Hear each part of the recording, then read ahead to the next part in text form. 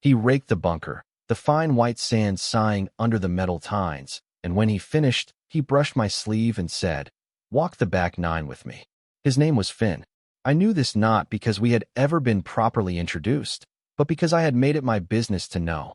I'd spent the better part of a year at the Blackwood Creek Golf and Country Club watching him from a distance, a silent, almost shameful observer. My membership was a legacy, a thing of polished mahogany and quiet obligation passed down from my father, who believed a man's character could be judged by his handicap and his connections. I had a terrible handicap and no connections I cared for.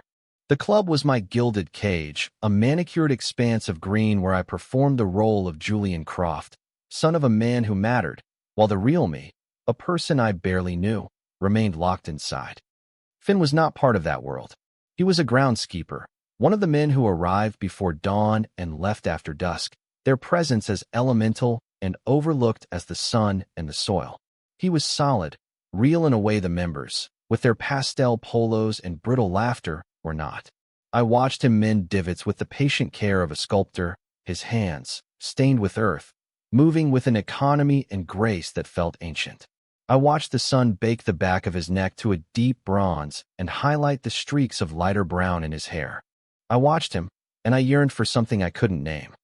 And now, he was standing beside the seventh hole's notorious sand trap, a place my ball found with magnetic certainty, and he had just asked me to walk with him. The request was a stone tossed into the still, stagnant water of my life. It was a breach of protocol, a violation of the invisible but rigid hierarchy that governed Blackwood Creek. Members did not fraternize with the staff. It simply wasn't done. My playing partners, a pair of junior executives my father was trying to court for his firm, were already halfway to the green, their conversation a low murmur of stock options and weekend plans. They hadn't noticed. They wouldn't. Finn and I were invisible in different ways. What? The word came out as a breath, stupid and small.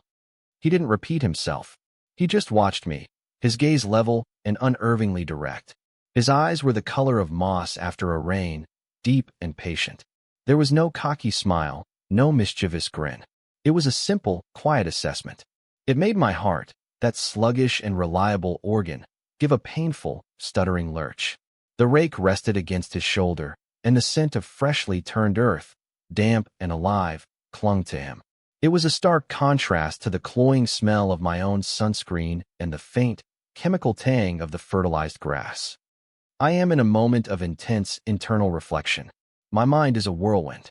He's looking at me, really looking at me, and I feel seen in a way that is both terrifying and exhilarating. The world narrows to the space between us. The distant chatter of my colleagues fades. The birdsong in the ancient oaks that line the fairway goes silent. It's just the hum of the blood in my ears and the weight of his gaze. What do I do? What does he want? My life is a series of prescribed movements, of polite nods and empty pleasantries. This is not on the script. This is real. I nodded. A single, jerky motion that felt like conceding a great battle. A ghost of a smile touched his lips, so faint I might have imagined it. It didn't reach his eyes, but it softened the line of his mouth. "Good," he said, his voice a low rumble, the kind of voice that seemed to come from his chest, not his throat. "Finish your hole. I'll wait by the cart path." He turned and walked away, his stride long and easy, the rake balanced perfectly on his shoulder. He moved like he belonged to the earth he tended. I stood there for a long moment, my $500 putter feeling like a useless twig in my hand. The sand in the bunker was now a perfect, smooth canvas, all evidence of my failure erased by his careful hands. I finished the hole in a daze, my movements automatic. My partners clapped me on the back for a surprisingly decent putt, their praise hollow and distant. I mumbled something about feeling a headache coming on, a plausible lie given the oppressive July heat. They were relieved. It meant they could finish the round faster, get to the clubhouse bar sooner. They waved me off without a second thought, already absorbed back into their world of mergers and acquisitions. I left my clubs with the cart boy and found Finn waiting exactly where he said he would be, leaning against the gnarled trunk of a massive oak tree near the start of the 10th hole. The back nine was quieter, wilder, bordered by a dense forest that encroached on the pristine fairways. It was his territory. He pushed off the tree as I approached. He'd traded the rake for a small canvas satchel slung over his shoulder. He wore the standard club uniform, a dark green polo shirt and khaki work pants. But on him, it looked less like a uniform and more like a second skin. The fabric stretched across his broad shoulders, and his forearms, exposed below the rolled-up sleeves, were corded with muscle. "Headache?" he asked, one eyebrow slightly raised. "Something like that." I managed, my throat suddenly dry. "Walking will help," he said. It wasn't a question or a suggestion. It was a statement of fact. And then we were walking, side by side, down the crushed gravel path that snaked between the towering pines. For the first 10 minutes, we walked in silence. It wasn't an awkward silence, not the kind I was used to, filled with the frantic search for something clever or appropriate to say. This was a comfortable, breathing silence. The only sounds were the crunch of our shoes on the gravel, the whisper of the wind through the treetops, and the distant, rhythmic thwack of a golf ball being struck. I spent the time cataloging every detail, my mind a frantic camera trying to capture a fleeting image. The way his hands swung loosely at his sides, fingers slightly curled. The small, faded scar that cut through his left eyebrow. The faint lines around his eyes, etched by sun and concentration. He smelled of grass and sun and clean sweat, a scent that was honest and grounding. It made me acutely aware of my own cologne, a scent chosen by my mother, something she'd called sophisticated. It suddenly felt artificial, a lie. He was the one who finally broke the silence. "You walk like you're apologizing to the ground for touching it," he said, his eyes fixed on the path ahead. The observation was so unexpected, so accurate, that I stumbled. I caught myself, my face flushing with heat. I don't know what you mean." "Yes, you do," he said, and his voice was gentle, without a trace of mockery. He glanced at me then, and the mossy green of his eyes was soft. "You walk like you're trying not to take up space. This is your club, Julian. You pay to be here. You're allowed to take up space." He knew my name. Of course, he knew my name. It was probably on a roster somewhere.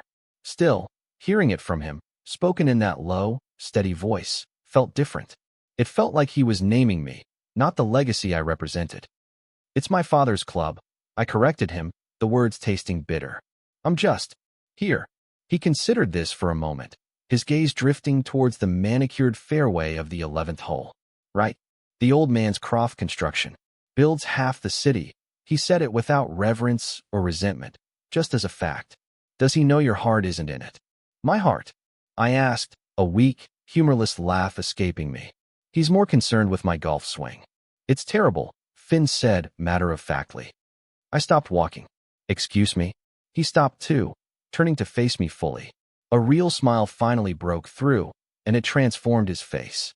It was a slow, lopsided thing that crinkled the corners of his eyes and made him look younger, less stoic. "Your swing," he clarified, the smile still playing on his lips. "It's all in your arms. You're trying to force it. You've got to use your whole body. Let the power come from the ground up." He took a step closer. My breath hitched. He smelled so clean, so real.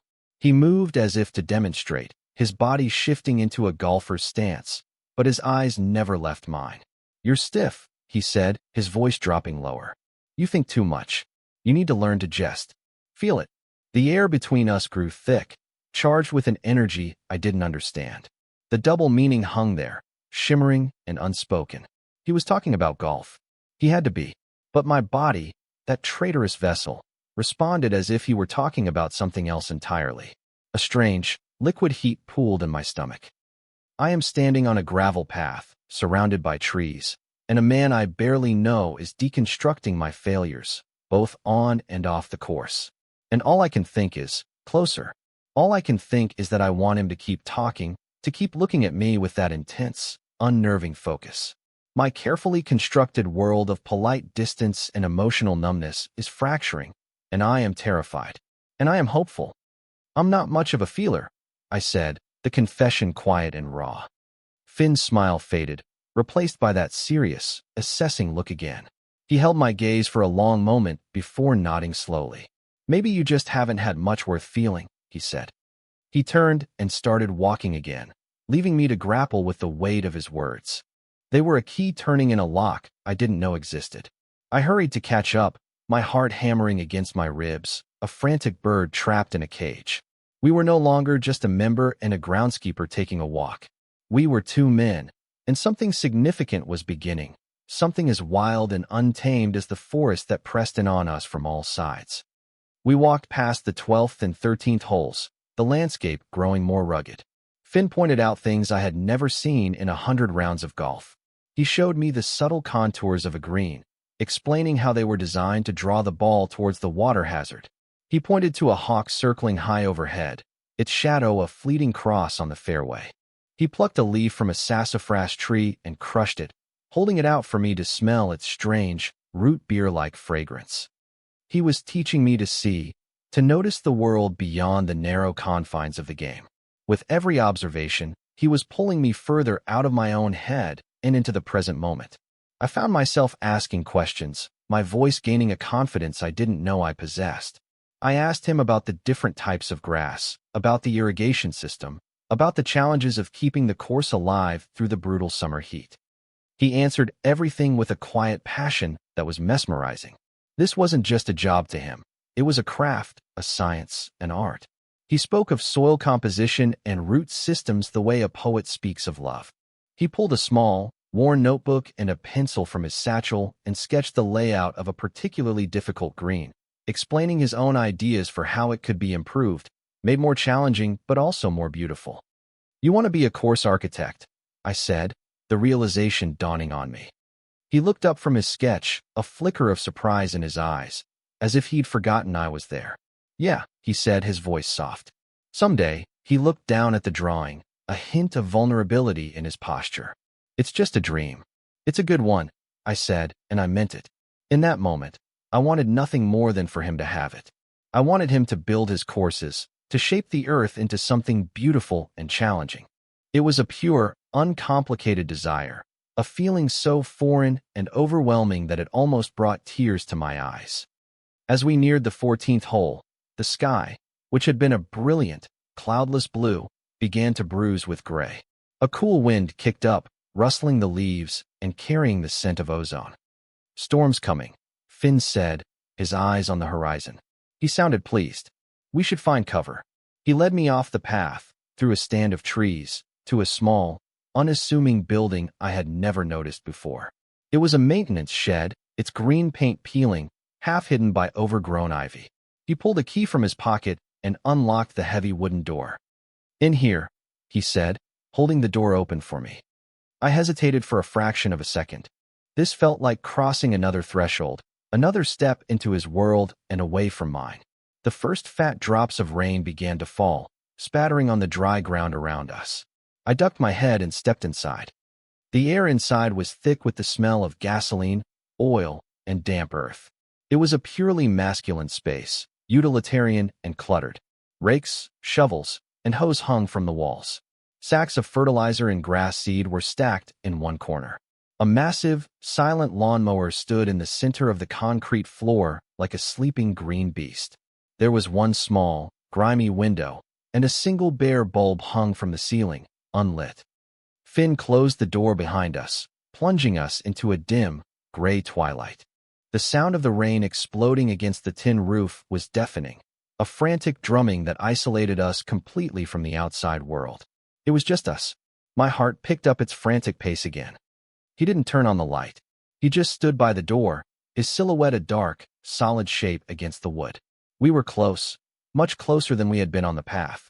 I could feel the warmth radiating from his body, could hear the soft sound of his breathing over the roar of the rain. "You don't actually like this game, do you, Julian?" he asked, his voice low and intimate in the enclosed space. It was the same question he'd asked before, but here, in the dark, it felt different. It felt heavier. "No," I admitted, my voice barely a whisper. "I hate it." The confession felt monumental, like admitting a deep and terrible secret. I had spent years pretending, for my father, for his clients, for the whole world of Blackwood Creek. To say the words out loud, to him, was to shed a skin I had worn for too long. "Why do you do it then?" he asked.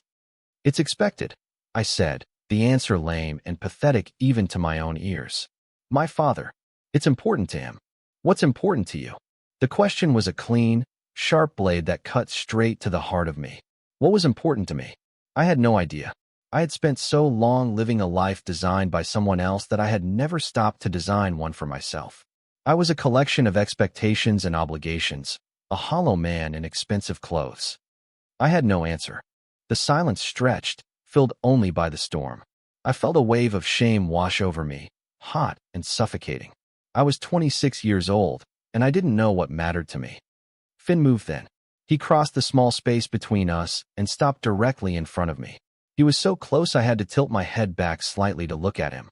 In the gloom, his face was all shadows and angles, his expression unreadable. "It's all right," he said, his voice so gentle it almost broke me. "Not everyone gets a map." He reached out, his calloused fingers lightly touching my cheek. His hand was warm and dry, the texture of his skin a startling contrast to my own. The touch was electric, a jolt that shot through my entire body, silencing the frantic noise in my head. All I could feel was the solid weight of his palm against my skin, his thumb stroking softly just below my eye. This is it. This is the moment where everything changes. The air is thick with the smell of rain and soil and him. His touch is a question, a declaration, an anchor. I can feel the slight tremor in his hand, or maybe it's me who is shaking. My body is alive with 1,000 new sensations. I want to lean into his touch, to close my eyes, to give in to this terrifying, beautiful feeling.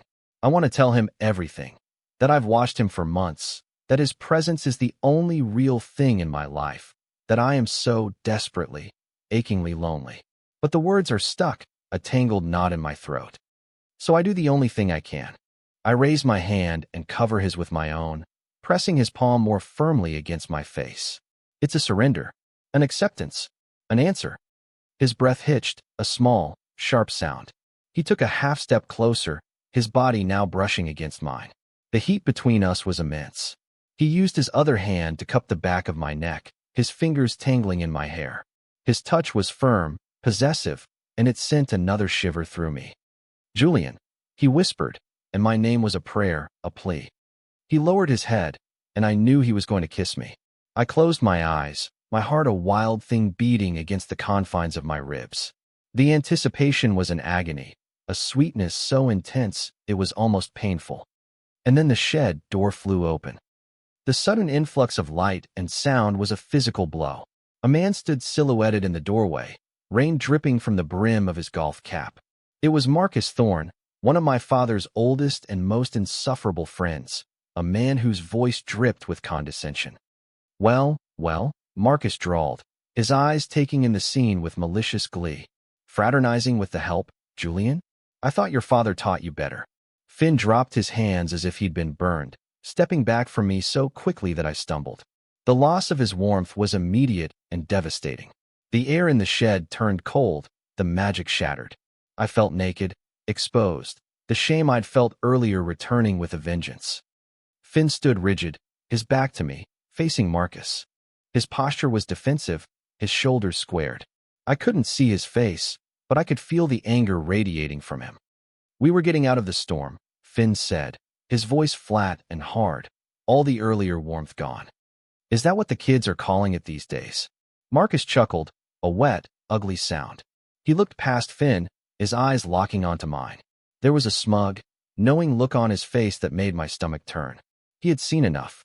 He had seen the way Finn was touching me, the way I was looking at him. He knew. This was the moment of truth, the loaded interaction.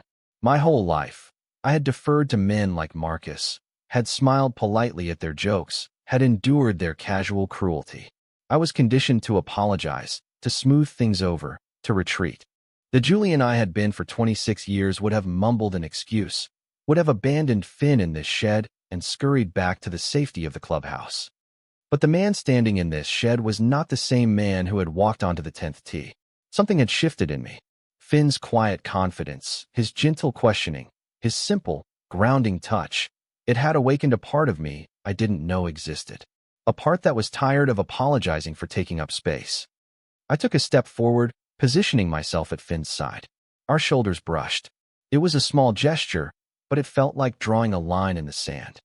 "We were," I said, my voice shaking slightly but clear and firm. "Is there a problem, Marcus?" The use of his first name, without the honorific Mr. he demanded, was a small act of rebellion. Marcus's smirk faltered for a second. He wasn't used to being challenged, especially by me. He recovered quickly. "No problem at all," he said, his eyes narrowing. "Just making sure everything is appropriate. Your father is very particular about the club's reputation." The threat was veiled but unmistakable. I held his gaze. I didn't flinch. I didn't look away. I thought of Finn's words. "You walk like you're apologizing to the ground for touching it. No more." "My father's reputation is his own concern," I said, my voice gaining strength. "And Finn was kind enough to offer me shelter. I suggest you find some of your own." The silence that followed was thick with tension. The rain hammered on the roof, a soundtrack to our standoff. Marcus stared at me, his face a mask of disbelief and contempt. He had expected me to fold, to crumble. When I didn't, he seemed at a loss. Finally, he gave a short, derisive laugh. "Have it your way," he sneered. He gave Finn one last, contemptuous look before turning and disappearing back into the rain, slamming the door behind him. We were alone again, plunged back into the gray intimacy of the shed. But the atmosphere had changed. The air was now thick with the fallout of the confrontation, with unspoken words and shattered moments. Finn didn't move. He stood there, his back still partially to me, his body rigid. I could see the muscles in his jaw working. I had stood up for him, for us, but I feared I had only made things worse. I had crossed a line, and in doing so, I might have destroyed his livelihood. "Finn," I started, my voice hoarse. "I'm so sorry." He finally turned to face me. The anger I had expected wasn't there. His face was a mixture of something else, something I couldn't read. It was concern, maybe, and something deeper, something vulnerable. "What was that about?" he asked, his voice quiet. He wasn't asking about Marcus. He was asking about me, about why I had done it. The breaking point. All the carefully constructed walls I had built around my heart, all the years of silence and repression, they all came crumbling down. The truth was the only thing I had left. I like being with you," I said, the words clumsy and inadequate. "More than them. More than any of this," I gestured vaguely, encompassing the club, my father, my entire life. "When you touched me, I felt." I trailed off, unable to articulate the explosion of feeling. I'm talking, and the words are spilling out of me, a torrent I can't control. My voice is shaking. My hands are trembling. This is the most honest I have ever been with another human being. I'm laying myself bare in a dusty maintenance shed that smells of gasoline, and I have never felt more terrified or more myself. I look at his face, searching for a sign, any sign, disgust, pity, amusement. But his expression is still, his moss-green eyes unblinking. He's just listening. He's giving me the space to be completely, terrifyingly honest. "I've been watching you," I confessed, the words a whisper. "For months. You're the only part of this place that feels real to me." I ran out of words then. I stood there, breathless and exposed, my confession hanging in the air between us. I had laid my heart at his feet. He could crush it, or he could pick it up. The choice was his. He closed the distance between us in 2 long strides. He didn't say anything. He simply framed my face with both of his hands, his calloused thumbs stroking my cheekbones. His gaze was intense, searching, as if he were trying to see past my face and into my soul. And then he kissed me. It was nothing like I had ever imagined. It wasn't a hard, desperate kiss born of frustration. It was soft, hesitant at first, a question. His lips were firm and warm, tasting faintly of rain. He moved slowly, gently, giving me every opportunity to pull away. I didn't. I leaned into him, my hands coming up to grip his forearms. I kissed him back, pouring all the unspoken longing, all the silent observation, all the desperate yearning of the past year into that one, simple act. It was a kiss of relief, of recognition, of coming home. He groaned softly, a low sound deep in his chest, and the kiss deepened. His hands slid from my face, one wrapping around my waist to pull me flush against him, the other tangling in the hair at the nape of my neck. He was solid and strong, an anchor in the storm raging both outside and within me. I felt his heart hammering against his ribs, a rhythm that matched my own. The world outside the shed ceased to exist. There was no Marcus, no father, no Blackwood Creek. There was only the roar of the rain on the tin roof, the smell of the earth, and the feeling of Finn's body pressed against mine. It was the consummation not of lust, but of feeling. It was honest and real, and it was everything I never knew I wanted. When we finally broke apart, we were both breathless.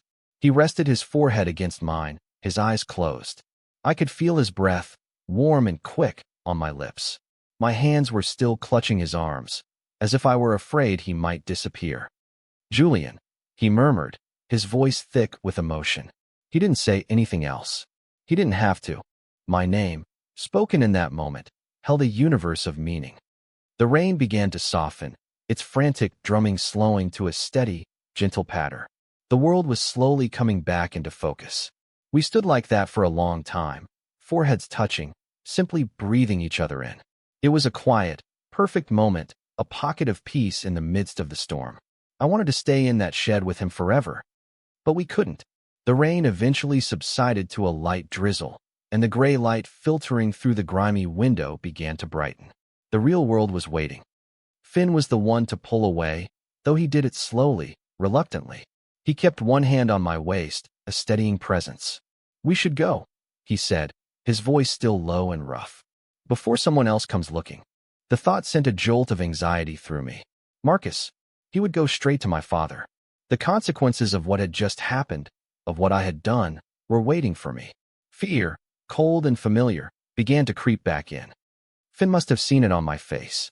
He tightened his grip on my waist. "Hey," he said, forcing me to meet his eyes. "Look at me." I did. His eyes were clear and steady. There was no regret in them. "I'm not sorry," he said, his voice firm. "Are you?" "No," I said, and the word was the truest thing I had ever spoken. I was terrified of what was to come, but I was not sorry. For the first time in my life, I had done something that was purely for me. "Good," he said, with a small, firm nod. He released me and walked to the door, peering out. "Coast is clear." We stepped out of the shed into a world that was washed clean. The air was cool and smelled of wet earth and pine. The late afternoon sun was breaking through the clouds, casting long, dramatic shadows across the glistening fairway. Everything looked brighter, more vibrant, as if the world had been given a fresh coat of paint. The walk back to the clubhouse was as quiet as the walkout had been, but the silence was different now. It was filled with the charged energy of what had passed between us.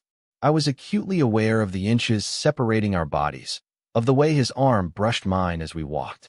Every so often, I would glance at him, and he would be looking at me, a small, private smile on his lips. When we reached the parking lot, it was nearly deserted. My car, a sleek, silver sedan my father had given me for graduation, looked absurdly out of place in the rustic setting. It represented a world I no longer felt a part of. We stopped beside it. The moment felt awkward, uncertain. What now? What were we? "So," I started, fumbling for my keys. "I guess I'll see you." It sounded pathetic. Finn didn't say anything. He just watched me, his expression thoughtful. He reached out and took the keys from my trembling hand. Then, he gently took my hand in his fingers lacing through mine. He lifted my hand and studied it for a moment, his thumb tracing the lines on my palm. "Your hands are soft," he said, a simple observation. "Like you've never worked a day in your life." There was no judgment in his voice, only a quiet curiosity. "I haven't," I admitted. He squeezed my hand. "That's okay," he said. "There's still time." He placed the keys back in my palm and closed my fingers around them. His hand lingered on mine for a moment longer than necessary, his warmth a brand against my skin. "I'm on duty until 9, he said. "I'll see you, Julian." Then he turned and walked away, disappearing around the side of the clubhouse. I stood there, my hand still tingling from his touch, and watched him go. I didn't know what "I'll see you" meant. Was it a promise or a dismissal? My mind, my old, anxious companion, started to spin its web of doubts. The next morning, I woke up to a feeling of profound unease. The memory of the kiss, of the feeling of Finn's body against mine, was vivid and electrifying. But in the sterile, quiet light of my minimalist apartment, it also felt like a dream. Had it really happened? The anxiety was a physical thing, a cold knot in my stomach. I went to the club. I had to. I had to see him, to know that it was real. I saw him from a distance, driving a utility vehicle near the 5th hole. He was back in his role, a part of the landscape. Our eyes met across the vast green expanse. He gave me a small, almost imperceptible nod, and then he drove on. Just a nod. My heart sank. The cold knot in my stomach tightened. I had imagined it all. It was a mistake, a moment of madness brought on by the storm. He regretted it. He was a professional, and I was a member, and he was putting the distance back between us. The shame was suffocating. I had forced myself on him, burdened him with my pathetic confession. I spent the rest of the day in a fog of misery and self-recrimination. I avoided the clubhouse, avoided everyone. I played a few miserable holes by myself, my terrible swing even worse than usual. Every time I saw a green uniform in the distance, my heart leaped with a painful mixture of hope and dread. But he never came near me. By late afternoon, I couldn't take it anymore. I decided to leave, to go home and lick my wounds, to try and forget the whole thing. As I was walking to my car, a voice called my name. Julian. I turned. It was Finn. He was walking towards me from the direction of the maintenance sheds, wiping his hands on a rag. He looked tired. There were smudges of grease on his cheek. I was hoping I'd catch you, he said, his voice neutral. He stopped a few feet away from me, maintaining a professional distance. My heart hammered against my ribs. This was it. The letdown. The "this was a mistake" speech. I started, but my voice failed me. He held something out to me. It was a small, silver ball marker, engraved with my initials. I hadn't even realized I'd lost it. You dropped this, he said. Yesterday. Near the shed. It was an excuse. A flimsy pretext to talk to me. Hope, fragile and tentative, flickered to life within me. I took the marker, our fingers brushing for a fleeting second. The contact was enough to send a jolt through me. Thank you, I murmured, my eyes fixed on the silver disc in my palm. I couldn't bring myself to look at him. Last night, he began, and I braced myself. It wasn't just about the rain. I looked up at him then. His face was serious, his moss-green eyes searching mine. The professional mask was gone. This was the man from the shed. I meant it, he said, his voice low and firm. Everything I didn't say? I get off in an hour. Wait for me. It wasn't a question. It was a command. A gentle one, but a command nonetheless. He was taking control, saving me from my own spiraling anxiety. Okay, I whispered, the word a puff of air. A small smile touched his lips. Okay, he repeated. He held my gaze for a moment longer, a silent promise passing between us. Then he nodded once and walked away, back towards the world of engines and earth. I waited. I sat in my car for an hour, the silver ball marker clutched in my hand, my mind a blank slate. The anxiety had vanished, replaced by a thrumming, nervous excitement. He meant it. It was real. He emerged from the clubhouse wearing a clean shirt and jeans, his hair still damp from a shower. He looked different without his uniform, younger and more relaxed. He walked over to my car and leaned down, resting his forearms on the open passenger side window. My truck's over there, he said, nodding towards a dusty, slightly beat-up Ford Ranger at the far end of the lot. Follow me. I followed him out of the manicured perfection of Blackwood Creek, through the wrought iron gates, and into the real world. He led me to a small, unassuming neighborhood a few miles away, a place of modest single-story houses with neat lawns and kids' bicycles on the sidewalk. It was a world away from the gated communities and sprawling mansions I was used to. He pulled into the driveway of a small blue house with a welcoming front porch. He got out of his truck and waited for me. I parked on the street and walked up the driveway, feeling nervous and out of place. It's not much, he said, gesturing to the house. But it's mine. It's nice, I said, and I meant it. It looked like a home. Inside, it was simple and clean. The furniture was comfortable and well-worn. There were books stacked on every available surface, and on the walls, instead of art, were framed architectural drawings of golf courses, some famous, some of his own design. His passion was everywhere. Beer? He asked, heading towards the kitchen. Sure. He came back with 2 cold bottles and handed one to me. Our fingers touched as I took it. This time, neither of us pulled away immediately. He led me through the living room to a sliding glass door that opened onto a small wooden deck in the backyard. We sat on the steps, the evening air warm and filled with the sound of crickets. We sat in silence for a while, drinking our beers. It was a comfortable silence, like the one we had shared on our walk. I felt the last of my tension drain away. Here, on this deck, in his world, I could finally breathe. I got a call from my supervisor this afternoon, Finn said eventually, his eyes on the darkening sky. My stomach clenched. Marcus, I said, my voice flat. He nodded. He filed a formal complaint. Inappropriate conduct with a member, there'll be an investigation. Finn, I'm so sorry, I said, a wave of guilt washing over me. I'll talk to my father. I'll fix this. I'll tell them it was all my fault. No, he said, his voice sharp. He turned to look at me, his expression fierce. You won't. This isn't your fault, and you are not going to apologize for it. We did nothing wrong. But your job. It's just a job, he said, shrugging. I'll find another one.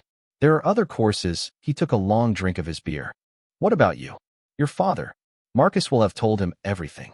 He was right. My phone had been buzzing in my pocket all afternoon. I hadn't answered. I was a coward. I don't know, I said honestly. He's not going to be happy.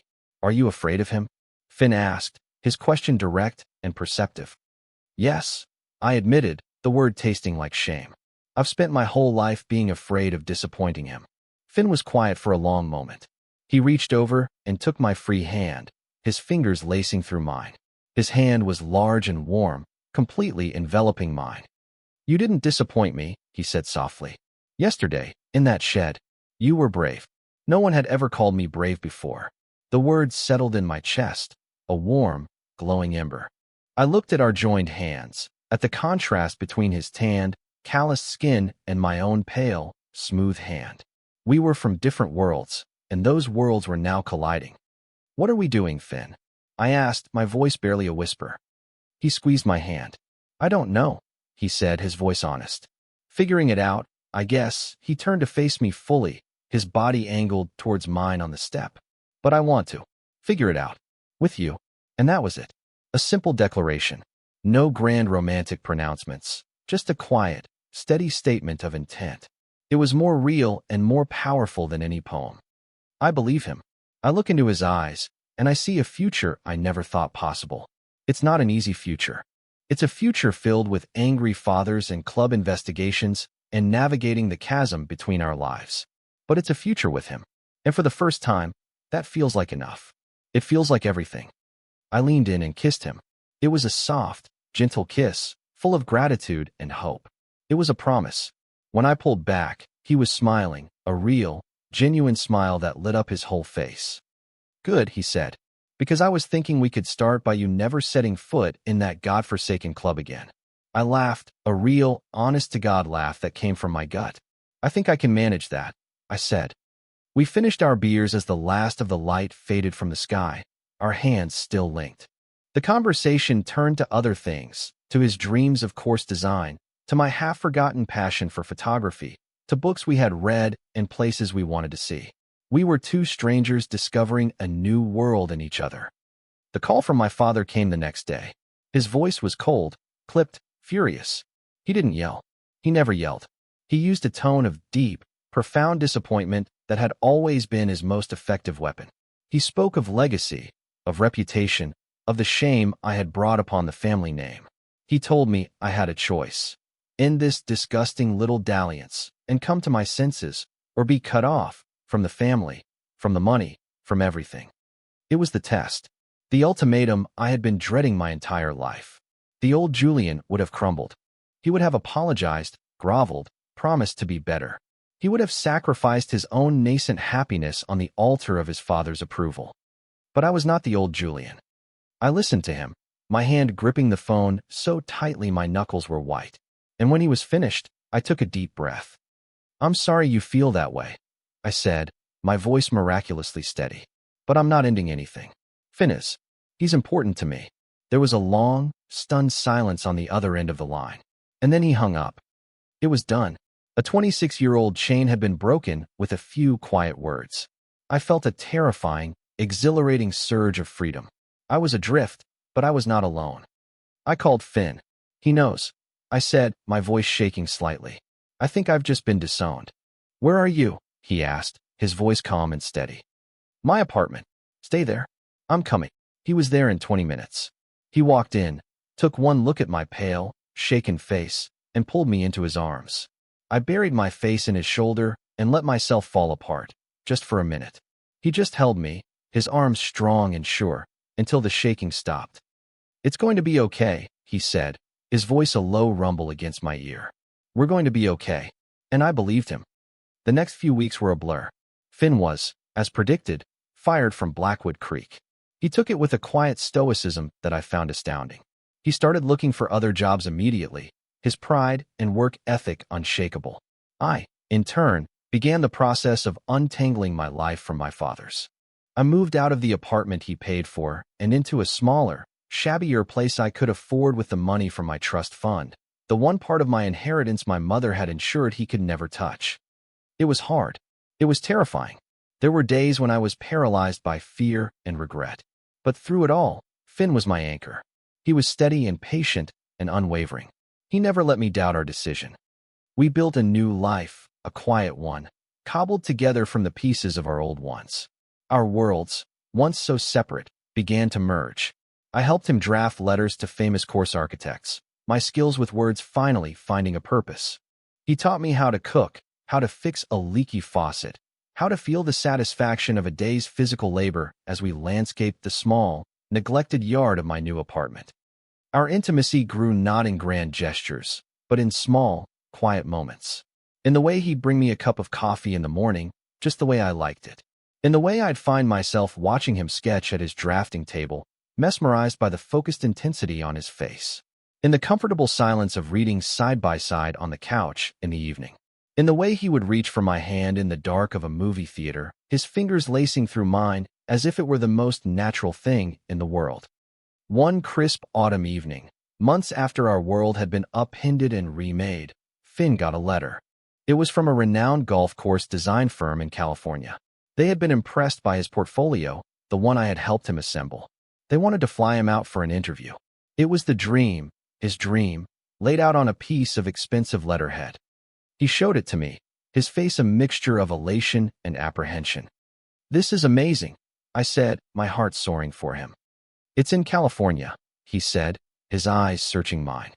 The unspoken question hung in the air between us. What did this mean for us? "So we're moving to California," I said, my voice quiet but sure. His face broke into a wide, beautiful smile of pure relief. "Just like that?" he asked. "Just like that?" I confirmed. "My life was. It was gray before you, Finn. All shades of gray. You brought the color. I'll follow the color anywhere." He pulled me to him and kissed me, a deep, lingering kiss full of promise and a shared future. It wasn't the frantic, desperate kiss from the shed or the tentative, hopeful kiss on his porch. This was a kiss of certainty, of partnership. We lay in bed that night, the windows open to the cool night air. His arm was a warm, heavy weight across my chest, his head resting on my shoulder. His breathing was deep and even, on the edge of sleep.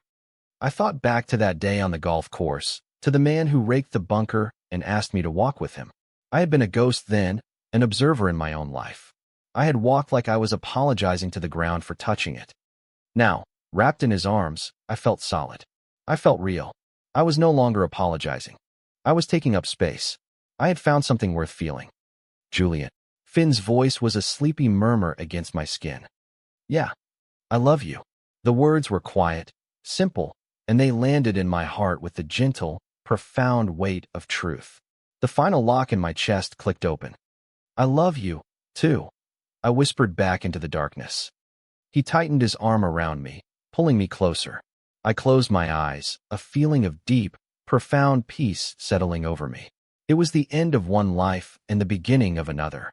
It was a new beginning forged in a maintenance shed during a summer storm, built on quiet moments and unwavering support. It was a quiet intimacy, a shared future. I wasn't just observing life anymore. I was home.